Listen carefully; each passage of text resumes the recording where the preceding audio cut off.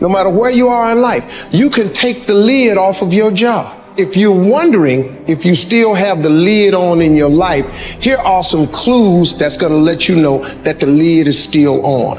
If you're not excited about waking up in the morning, if you're sitting around bored out of your mind, if you got time to do everything anybody asks you to do, if when you tell your dreams to all your friends, it makes sense to them, you got your lid on, man. Your dreams should not make sense to everybody. You got to say something that make people go, how you going to do that? That's when you got the lid off.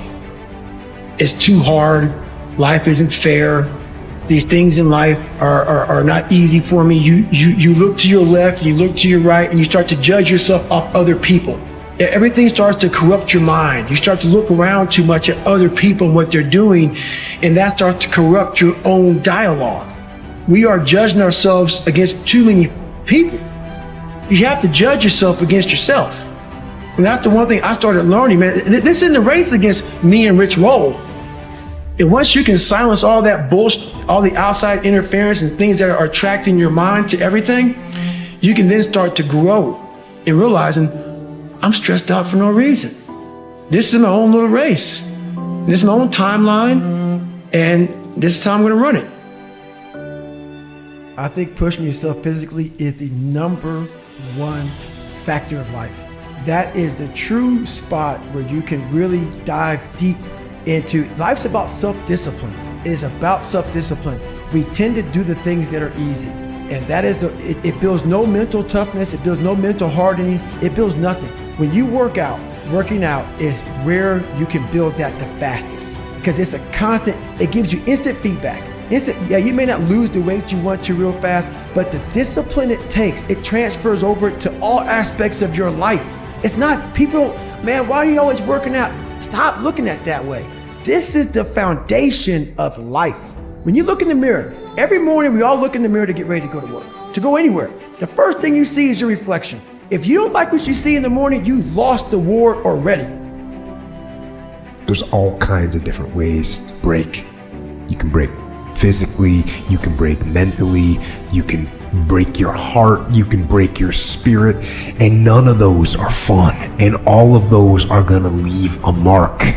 But the mark that they leave can be the mark of victory or it can be the mark of defeat. Because every time you break, and in every way that you break, while it's a chance, it's definitely a chance for you to give up and for you to just to fall apart. But there's also opportunity. There's opportunity to get stronger, and get smarter, and get faster, and get tougher, and get more stable, and get more resilient, and get better. We live in a world that we want to be as comfortable as we can. And we wonder why we have no growth. We wonder why when the smallest thing in our life gets difficult, we wonder why we cower and we run away. I mean, our whole life is set up that way. Our whole life is set up in the path of least resistance. We don't want to suffer. We don't want to feel discomfort. So the whole time we're living our lives in a very comfortable area. There's no growth in that. So for me, I realized that. The reason I became 297 pounds is because that was comfortable. What was very uncomfortable was running. What was very uncomfortable was being on a diet. What was very uncomfortable was trying to face things that I didn't want to face. So what I want you to do is think about something you want for you, that's real for you, that's important for you, that will give your life some special meaning and power.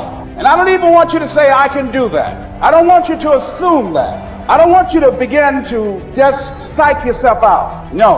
I want you to be able to say something to yourself that will enable you to maintain a level of integrity with yourself. That when you say this, even when you face tremendous setbacks, it will be a benchmark to keep you in the game, to keep you moving forward and experimenting and readjusting your strategy and your plan of action, continuously looking for ways to win. So what is that something?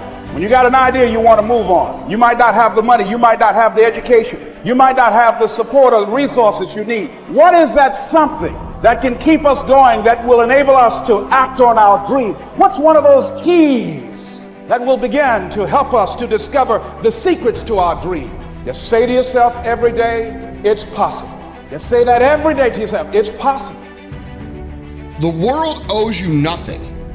The world doesn't think you're special like your mom does. It doesn't think you're a delicate little flower. It doesn't care about you.